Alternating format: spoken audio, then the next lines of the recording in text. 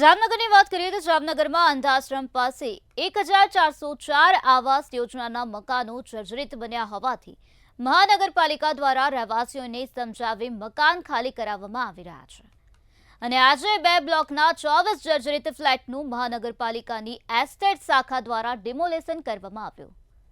થોડા સમય પહેલા પણ 2 બ્લોકના 24 ફ્લેટ તોડી પાડવામાં આવ્યા હતા, જ્યારે આજે વધુ 24 ફ્લેટ તોડી પાડવામાં આવ્યા છે। આજે 1404 આવાસના જે જર્જરિત બ્લોક છે તે પૈકી બ્લોક નંબર 63 અને 64 એ 2 બ્લોક મળી અને કુલ 24 યુનિટનું બાંધકામ છે એ પાડતો એસેટ વિભાગ દ્વારા કરવામાં આવી રહેલ છે।